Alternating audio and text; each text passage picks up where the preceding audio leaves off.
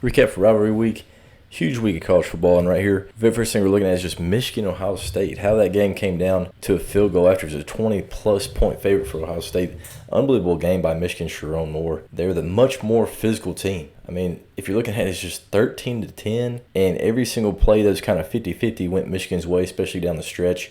Other than that interception where Jack Sawyer he's already blocked. He just backed up and fell into the play. But Michigan really owned that fourth quarter running the football. And just for the program of Michigan, I mean, I feel like this is a huge win. I think this is probably going to be the least talented team that Michigan has under Sharon Moore. He's got some really big recruits coming in. Obviously, you got a local guy that's one of the best quarterbacks that Michigan will have. And they were able to win this game as well without Colson Loveland, probably one of the better tight ends in the country. And, of course, Will Johnson, maybe one of the best DBs in the country. Obviously, hadn't been playing like it all season. But to be able to beat Ohio State at Ohio State without your two probably best skill guys on both sides of the football, unbelievable job there by Sharon Moore. And this game went fast, man. Not a whole lot of plays on either side of the football. Both teams right around 250 yards. Michigan had 235. Ohio State had 252. But then again, it always comes down to, they said it 22 times and make this 23. The team that's going to outrush the other is going to be the one that wins. And right here, Michigan outrushed Ohio State 173-77. So that was the difference in the game, even though Michigan had almost zero semblance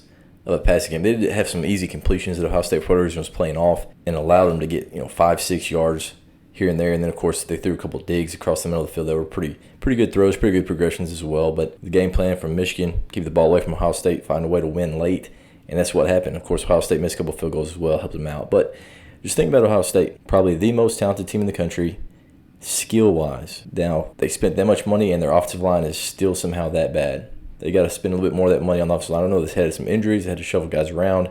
I get it. But still, you got to start from the inside out. The defensive line is really good. They spent money on the D-line. They didn't spend enough money on the offensive line, securing that. And obviously the depth is going to be the issue anytime with the transfer portal. I think with the better teams, their front lines are still really good.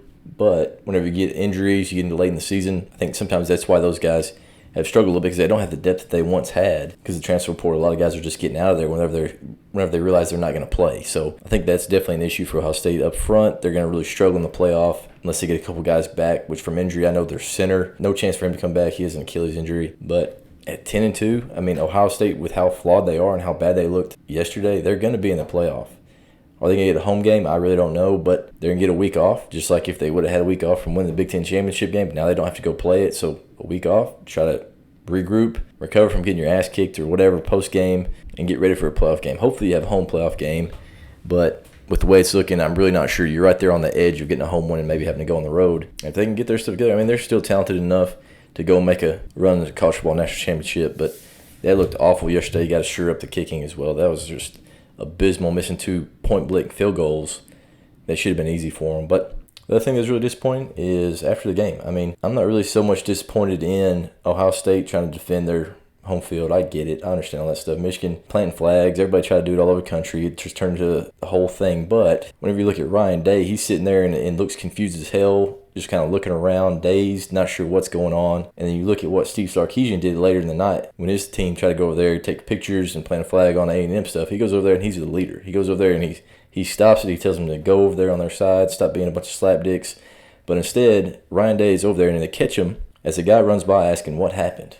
And to me, that's kind of like the epitome of what Ryan Day is doing. He's focused on other things. He's not focused on his guys. He's not focused on his team. And then whenever something does happen, it's all reactionary and he's confused and just doesn't look like a leader to me. But obviously, he's a great coach. He's won a ton of games, just hasn't beat Michigan. I know that's what people focus on, hasn't won the big game. He came so close a couple years ago with C.J. Stroud to beating Georgia and probably winning the national championship over TCU, but just didn't fall his way that night. And ever since then, he's tried to rebrand everything, and with Chip Kelly coming in there, they look just so bad offensively. I don't know if they're trying to be too vanilla, trying to lean on the defense too much, as opposed to pushing the ball down the field, because whenever they did open it up, they had a 2-minute drive right before the half, they looked a lot better.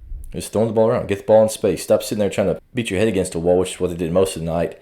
They only averaged 3 yards per carry, which is a lot better than I thought it was going to be. They could not get anything going on the ground. And then they refused basically to throw the ball vertically. When they did throw it vertically, they did get some calls, and they did make some plays. I mean, they're better on the outside. I mean, they're missing their best corner. Take some shots, try to push the ball down the field, make this into a higher possession game than what it is, than what it ended up being. because Michigan, that's what they want. They want to keep it close, and then maybe something falls their way at the end, and that's what happened because you didn't extend the game and stretch it and try to throw the ball down the field, and you just allowed them to control the clock, control the tempo of the game because you just sat there and you just beat your head against the wall, running the football, and couldn't do it. So obviously it's very disappointing for Ohio State. Still going to be in the playoff. Michigan, that's made their year. I mean, it made their year, and it's going to lead them into recruiting.